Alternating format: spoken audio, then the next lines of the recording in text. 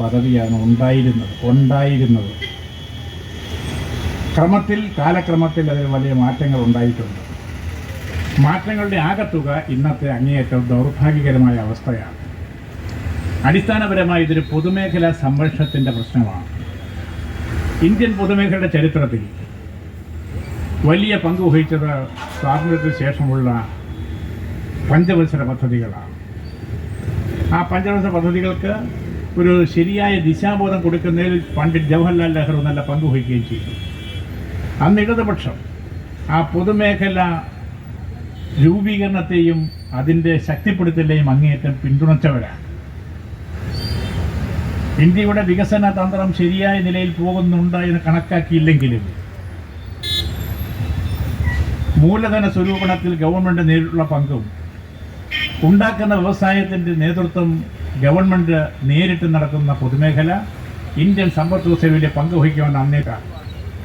ഇവിടെ കാലക്രമത്തിൽ 80-കൾക്ക് ശേഷം, പ്രത്യേകിച്ച് 90-ന് ശേഷം പൊതുമേഖല അങ്ങനെ മുൻപോട്ട് പോകേണ്ടതില്ല എന്നൊരു നിലപാട് നെഹ്റുവിൻ്റെ തന്നെ കുടുംബത്തിൽ നിന്നുള്ള സന്തതി പരമ്പരകൾ, പ്രത്യേകിച്ച് രാജീവ് ഗാന്ധി ചെയ്തു.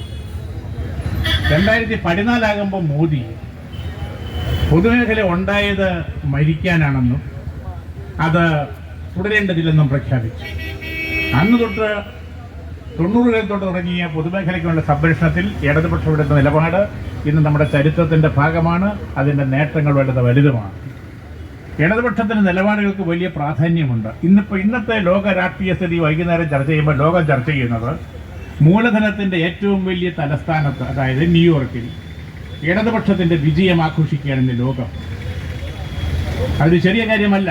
ലോകത്തെമ്പാടുമുള്ള ആശയ പോരാട്ടത്തിൽ ഇടതുപക്ഷത്തിൻ്റെ സാധ്യതകളെ കമ്മ്യൂണിസ്റ്റാണെന്ന് സ്വയം പറഞ്ഞില്ലെങ്കിലും പ്രഖ്യാപിച്ചിട്ടുള്ള ഒരു സോറാൻ മംദാനി, അയാളെ കമ്മ്യൂണിസ്റ്റാണെന്ന് പറഞ്ഞത് ട്രംപാണ്. അങ്ങനെ ഒരാളെ വെച്ചുപൊടിപ്പിക്കാൻ കഴിയില്ലെന്നുള്ള പുതിയ നിലപാട് അമേരിക്കൻ ഗവൺമെൻറ് സ്വീകരിക്കാൻ പോവുകയാണ്. ന്യൂയോർക്കിനുള്ള സാമ്പത്തിക സ്രോതസ്സെല്ലാം അടച്ച് ആ ചെറുപ്പക്കാരൻ്റെ അധികാര സാധ്യതകളെ ശ്വാസം മുട്ടിച്ച് അമേരിക്കൻ രാഷ്ട്രീയത്തിലെ ഒരു പുതിയ മാനം സൃഷ്ടിക്കുന്ന സംഘർഷത്തിൻ്റെ നാളുകളാണ് ഇനി വരാൻ പോകുന്നത്. ഞാൻ പറയുന്നത് അത് ഒരു ചെറിയ സംഭവമല്ല. 1957 EMSൻ്റെ ഗവൺമെൻറ് നമ്മുടെ കേരളത്തിൽ ബാലറ്റിലൂടെ അധികാരത്തിലിപ്പോൾ ലോകം ഞെട്ടിയതിനേക്കാളും വിപുലമാണ് ഇന്നത്തേത്. കാരണം മുതലാളിത്തം അതിൻ്റെ അവസാന ഘട്ടത്തിലാണ്. പ്രതിസന്ധിയുടെ അവസാന ഘട്ടത്തിൽ നശിക്കാൻ നിൽക്കുന്ന മുതലാളിത്തത്തിന് മുൻപിൽ ജനതയുടെ ചിന്ത എന്താണെന്ന് കാണിക്കുന്ന സോറൻ മംദാനിയുടെ വിജയം ലോക രാഷ്ട്രീയത്തിൻ്റെ ദിശ ഇടതുപക്ഷത്തേക്കാണെന്നാണ് വ്യക്തമാക്കുകയാണ്. ഇന്ത്യൻ രാഷ്ട്രീയത്തിലേക്ക് വന്നാലോ ഇന്നത്തെ വാർത്തകൾ എന്താ? JNU മുഴുവൻ, ജവഹർലാൽ നെഹ്റു യൂണിവേഴ്സിറ്റിയിലെ മുഴുവൻ തെരഞ്ഞെടുപ്പ് പോരാട്ടത്തിലുമുള്ള വിജയം ഇടതുപക്ഷത്തിനാണ്. SFIക്കും ASFനും ഒപ്പം നിൽക്കുന്ന ഇടതുപക്ഷക്കാർക്കുമാണ്. ദേശീയ രാഷ്ട്രീയത്തിലെ ഏറ്റവും പുതിയ ചിന്ത, ഏറ്റവും ചെറുപ്പക്കാരുടെ ചിന്ത, ഊർജ്ജസ്വലമായ രാഷ്ട്രീയ രംഗത്തേക്ക് വരുന്ന അവരുടെ വരവ് ചെറിയ കാര്യമല്ല. അപ്പോൾ ലോകത്തെടുത്താലും ഇന്ത്യ എടുത്താലും ഇടതുപക്ഷത്തിൻ്റെ വലിയ ഊർജ്ജസ്വലമായ പ്രവർത്തനത്തിൻ്റെ ഈ കാലഘട്ടത്തിൽ ഞാൻ പറയുന്നു, HMDയിലെ പൊതുമേഖല സംരക്ഷണത്തിൻ്റെ ഇടതുപക്ഷത്തിൻ്റെ നിലപാട് കാലോചിതമാണ്, ശക്തമാണ്. അത് ഉയർത്തിപ്പിടിക്കുക തന്നെ വേണം. ഞാനിത് പറയാൻ കാരണം ചില ആൾ ധരിക്കും HMD അല്ലേ, കഴിഞ്ഞില്ലേ, ഇനിയിപ്പോൾ അത് പറഞ്ഞിട്ടെന്താ കാര്യം എന്ന് ചിന്തിക്കുന്ന ചില വിഡ്ഢികളുടെ സ്വർഗത്തിൽ കഴിയുന്ന ആളുകളുണ്ടാവും. ഇത് ഈ ജംഗ്ഷൻ്റെ പേര് HMD ജംഗ്ഷൻ എന്നാണ്. HMD ഉണ്ടെങ്കിലല്ലേ HMD ജംഗ്ഷൻ്റെ കാര്യമുള്ളൂ. ഇപ്പോൾ വരാൻ പോണേ എന്താ? വരാൻ പോകുന്നത് തേക്കിൻകാട് മൈതാനം പോലെയാണ്. തേക്കിൻകാടൊന്നും അവിടെയില്ല, നമ്മളങ്ങനെ വിളിക്കുന്നതേ ഉള്ളൂ. HMD ഇല്ലാത്ത HMD ജംഗ്ഷൻ വേണോ? ഇനി HMD എന്ന് പറയുന്ന വ്യവസായത്തിൻ്റെ ഇമ്പോർട്ടൻസ് എന്താ? ലോകത്ത് വ്യാവസായിക മുന്നേറ്റം നടത്തിയ എല്ലാവരും മെഷീൻ ടൂൾസിൽ നിന്നാണ് തുടങ്ങുക. നിങ്ങൾക്ക് ഏത് വ്യാവസായിക ഉൽപ്പന്നത്തിനും ആവശ്യമായ യന്ത്രം ഉണ്ടാക്കണമെങ്കിൽ യന്ത്രമുണ്ടാക്കുന്ന യന്ത്രമാണ് മെഷീൻ ടൂൾസ്. ടൂളാണെങ്കിലും ഡൈ ആണെങ്കിലും അതിൽ കയറി പിടിച്ച ലോക രാജ്യങ്ങളെ രക്ഷപ്പെട്ടിട്ടുള്ളൂ. ജർമ്മനി എടുത്താൽ, ജപ്പാൻ എടുത്താൽ, അമേരിക്ക എടുത്താൽ, ഇപ്പം ചൈന എടുത്താൽ, ആ കൂട്ടത്തിൽ വരേണ്ട രാജ്യമല്ലേ ഇന്ത്യ? അതിനേക്കാൾ അപ്പുറം പോകേണ്ട രാജ്യമല്ലേ ഇന്ത്യ? ജനസംഖ്യ കൊണ്ട് 1-ാം സ്ഥാനത്താണെന്ന് മാത്രമല്ല, ഇനിയുള്ള വർഷങ്ങളിൽ ലോകത്തിൻ്റെ നെറുകയിൽ ഇന്ത്യ വരും. അപ്പോൾ ഇന്ത്യയിലെ മെഷീൻ ടൂൾസിൻ്റെ ഭാവി എന്തായിരിക്കണം? അത് സ്വകാര്യ മേഖലയുടെ കൈ കൊടുത്താൽ മതിയോ? ബഹിരാകാശത്തിലാണെങ്കിലും മറൈനിലാണെങ്കിലും ഏത് യുദ്ധമുഖത്താണെങ്കിലും പ്രതിരോധത്തിലാണെങ്കിലും റെയിൽവേയിലാണെങ്കിലും നിങ്ങൾക്ക് മെഷീൻ ടൂൾസ് വേണം.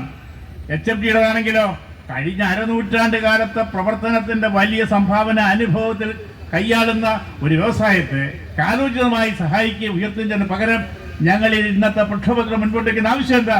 HMDയുടെ പ്രഖ്യാപിത പാക്കേജിന്റെ അകത്തുള്ളത് ആദ്യത്തെ കാര്യം, അവിടെ മതിയായ തൊഴിലാളികളെ എടുക്കണം. റിക്രൂട്ട്മെന്റ്.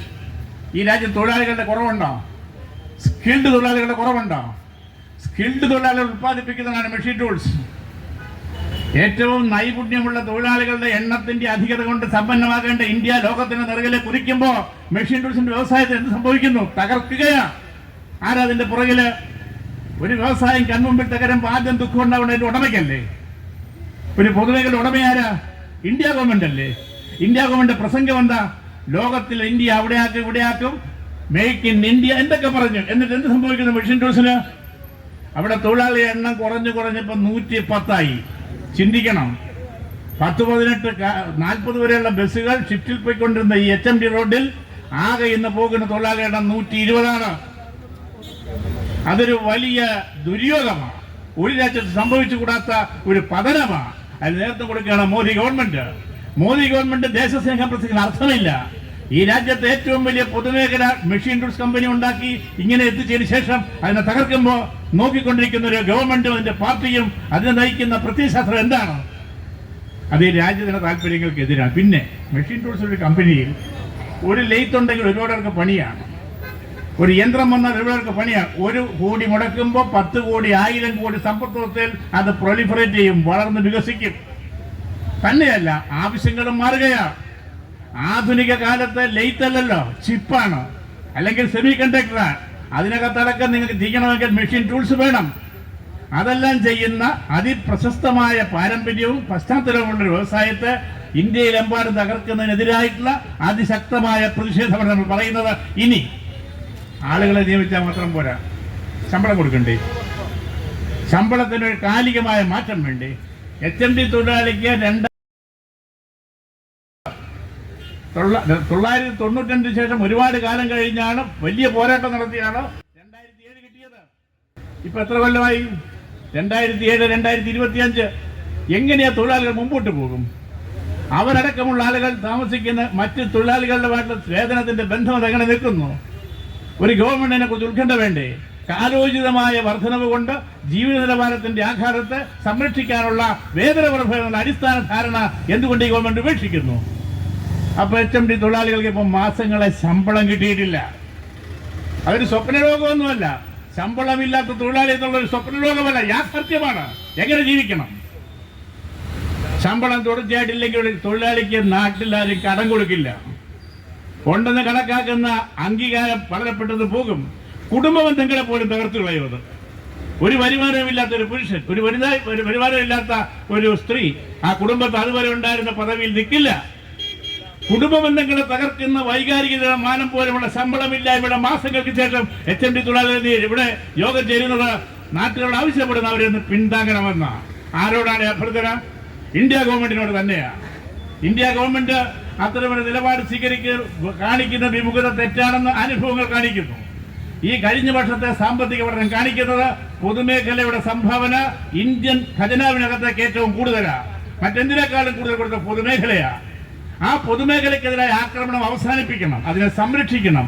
അത് ഈ രാജ്യത്തിന്റെ ആവശ്യമാണ്. ലോകരാജ്യങ്ങളിൽ പൊതുമേഖലയെ തകർത്തവരായ പശ്ചാത്തലയ്ക്കുകയാണ്. ലോകരാജ്യങ്ങൾ നവലിബറൽ നയങ്ങൾ നടപ്പാക്കിയാൽ അതുകൊണ്ട് നിൽക്കുന്നില്ല. നവലിബറൽ നയങ്ങൾ പറഞ്ഞത് എല്ലാവർക്കും എന്തുമാകാം, ഇറക്കുമതിയൊക്കെ ആവാം, കയറ്റുമതിയൊക്കെ ആവാം, തടസ്സം വേണ്ട. ഇപ്പൊ എന്താ പറയുന്നത്? അമേരിക്ക പറയുന്നത് അങ്ങോട്ട് സാധനങ്ങൾ കൊണ്ടിയല്ലെന്നാ, കൊണ്ടിയെന്നാൽ ചുങ്കം കൂട്ടുമെന്നാ.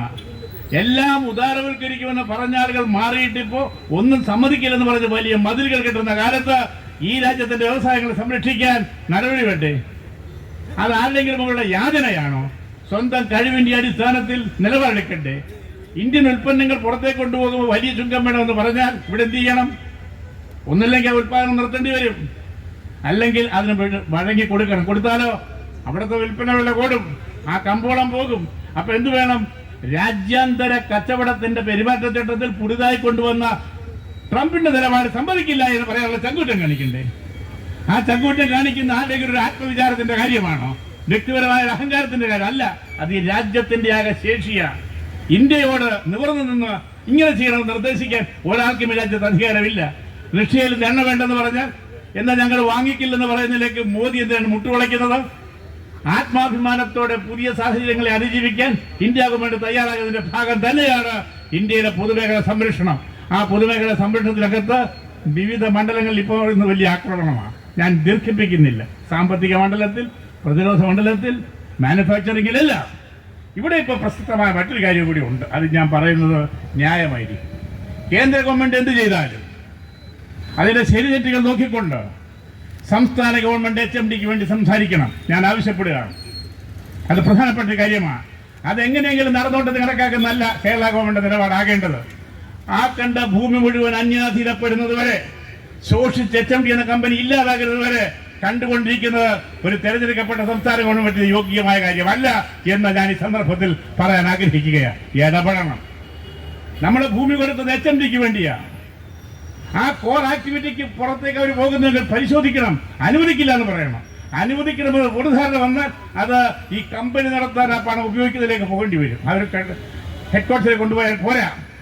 അപ്പോൾ HMDയുടെ ഭാവിയെ സംബന്ധിച്ച ചർച്ചകളിൽ കേരള ഗവൺമെന്റ് വ്യവസായ വകുപ്പ് വിശേഷിച്ച് സൂക്ഷ്മ ഇടപെടൽ നടത്തുകയും തൊഴിലാളികൾക്കൊപ്പം നാട്ടുകാർക്കൊപ്പം ആ വ്യവസായത്തിന്റെ കാര്യത്തിൽ ഇടപെടുകയും വേണം. അത് നമ്മൾ പല വ്യവസായത്തിന്റെ കാര്യത്തിലും ചെയ്തു. വെള്ളൂർ ന്യൂസ്പ്രിന്റിന്റെ കാര്യത്തിൽ അടച്ചുപൂട്ടി സ്വകാര്യവൽക്കരിക്കുന്നതിന് വേണ്ടി നേതൃത്വം കൊടുത്ത ഗവൺമെന്റിനോട് ഇല്ല, സമ്മതിക്കില്ല എന്ന് പറഞ്ഞുകൊണ്ട് കേരള ഗവൺമെന്റ് ആ വ്യവസായം ഏറ്റെടുത്തു. 2 കൊല്ലം കഴിഞ്ഞു. അവിടെ ഇപ്പോ പേപ്പർ ഉൽപാദനം നടക്കുകയാണ്. ഗവൺമെന്റ് മുമ്പിൽ ആദ്യം ഉദ്യോഗസ്ഥന്മാർ പറഞ്ഞത് പേപ്പർ ഉൽപാദനം നടത്തില്ല, 2000 കോടി രൂപ വരെ നടക്കില്ല എന്നാണ്. ഞങ്ങൾ തൊഴിലാളി സംഘടനകൾ, മാനേജീരിയൽ സംഘടനകൾ യോഗം കൂടി അവസാനം അത് പ്രായോഗികമാണെന്ന് ഫീസിബിലിറ്റി റിപ്പോർട്ട് അങ്ങോട്ട് വെച്ചു. ഉദ്യോഗസ്ഥന്മാരെ വാദം പൊളിച്ചു. അങ്ങനെ കമ്പനി തുറന്നത്. എല്ലാവർക്കും അറിയാതെ അന്ന് ഉമ്മൻചാണ്ടിയാ.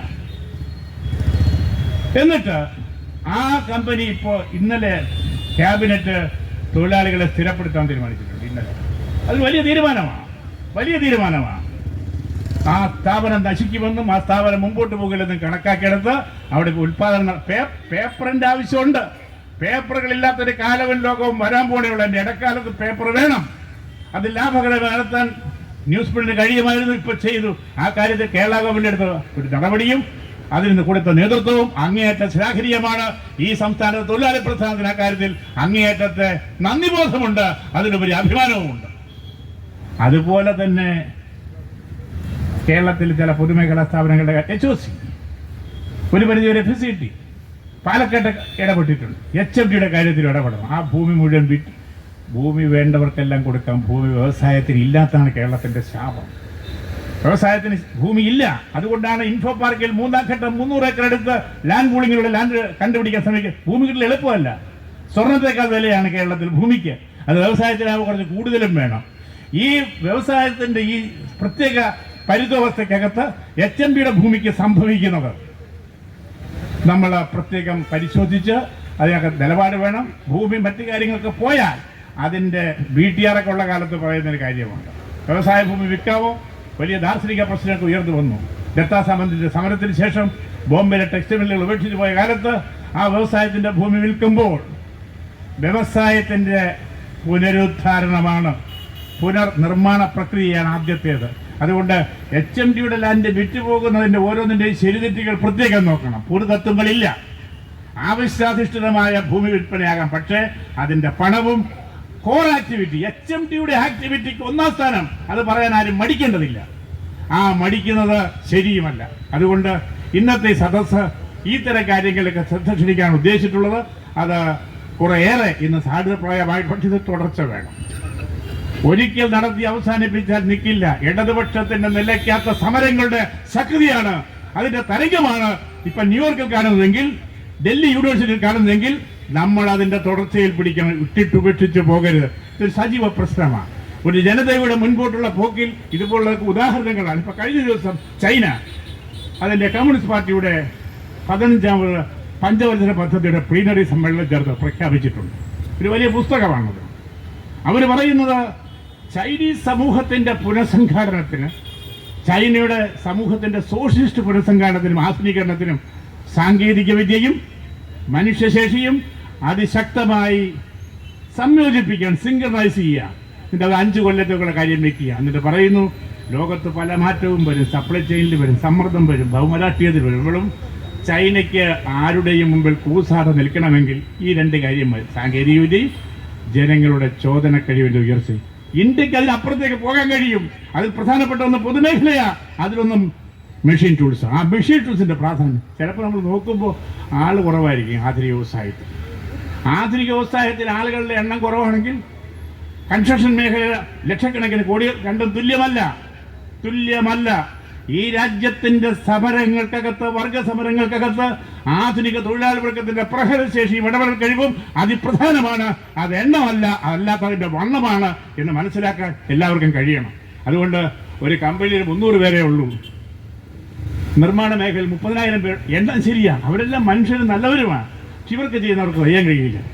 ഇലക്ട്രിസിറ്റി മേഖലയിലെ ജീവനക്കാർ ചെയ്യുന്നത്, അല്ലെങ്കിൽ മാനുഫാക്ചറിങ് വ്യവസായത്തിൽ ചെയ്യുന്നത്, അതുകൊണ്ടാണ് അതിന് തന്ത്രപരമായൊരു പ്രാധാന്യമുണ്ടെന്നും അവരെ അങ്ങനെ അവിടെ ആ താല്പര്യം കാണാം. അതിന് പകരം മറ്റു രൂപത്തിൽ ചിന്തിക്കാൻ ഇടവരുന്നതൊക്കെ ട്രേഡ് യൂണിയൻ്റെ അകത്തെ പരിഷ്കരണവാദത്തിൻ്റെ പ്രശ്നങ്ങളാണ്, ധാരണയില്ലായ്മയാണ്. അതുകൊണ്ട് എണ്ണത്തെക്കാളും പ്രാധാന്യം തൊഴിലാളികളുടെ മേഖലകൾക്ക് അതിപ്രധാനമായിട്ടുണ്ടെന്ന് കണക്കാക്കുന്നതിനും കൂടി HMDയുടെ അനുഭവം നമുക്ക് സാക്ഷിയാകണം. എൻ്റെ വിനീതമായ സമർപ്പണം. ഇന്ത്യ ഗവൺമെൻറ് അതിൻ്റെ പാക്കേജ് പ്രഖ്യാപിക്കണം. പാക്കേജിൽ കാപ്പെക്സ് ഉണ്ട്, അതായത് അതിൻ്റെ ക്യാപിറ്റൽ എക്സ്പാൻഷൻ. അതിനകത്ത് റിസർച്ചിൻ്റെ ഘടകങ്ങളുണ്ട്. അതിനകത്ത് റിട്ടയർ ചെയ്ത് പോയ ആൾ കിട്ടാത്ത വാതിന് വേതനം കൊടുക്കാനുള്ള ഘടകങ്ങളുണ്ട്. പുതിയ ആളുകൾ ഇതെല്ലാം കൂടി ചേരുന്നൊരു പാക്കേജ് എന്ന് പറഞ്ഞാൽ അത് ഈ വ്യവസായത്തെ സംബന്ധിച്ചിടത്തോളം ഭാവിയാണ്. ഒരുപാട് പേരെ എടുക്കാം.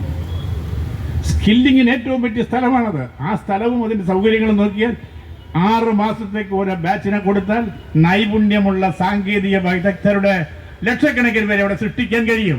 ഇന്ത്യക്ക് ആവശ്യം അതാ. വെറും മനുഷ്യരല്ല വേണ്ടത്, നൈപുണ്യമുള്ള മനുഷ്യരാണ്. തൊഴിൽ ചെയ്യാനുള്ള ശേഷിയുള്ളവരാ. അതിനവരെ പരിശീലിപ്പിക്കണം. അതിനുള്ള സൗകര്യങ്ങളെല്ലാം അവിടെ ഉണ്ട്. അങ്ങനെയൊക്കെ ആലോചിച്ചാൽ കേരള ഗവൺമെൻറ്റിന് പോലും HMDക്കകത്ത് വലിയ സാധ്യതയുണ്ടെന്നുള്ളത് കാര്യം കൂട്ടായിട്ട് ആലോചിക്കണം. ഞാൻ ഒറ്റയ്ക്കൊന്നും പറയുന്നില്ല, വലിയ സാധ്യതയാണ്. ആ നിലയ്ക്ക് ആലോചിച്ചാൽ HMDയുടെ തലവര നമുക്ക് മാറ്റി ഗവൺമെൻറ്റിനെ കൊണ്ട് നേരാവണ്ണം കേന്ദ്ര ഗവൺമെൻറ്റിനെ കൊണ്ട് പണമിറക്കിച്ച് അതിനുള്ള സമ്മർദ്ദം ചെയ്യാനുള്ള ഒരു സന്ദർഭമായി ഈ സമരം മാറുമെന്നുള്ള പ്രത്യാശയോടെ ഇത് ഉദ്ഘാടനം ചെയ്തുകൊണ്ട് ഞാൻ ഉപസംഹരിക്കുന്നു. അഭിവാദനം.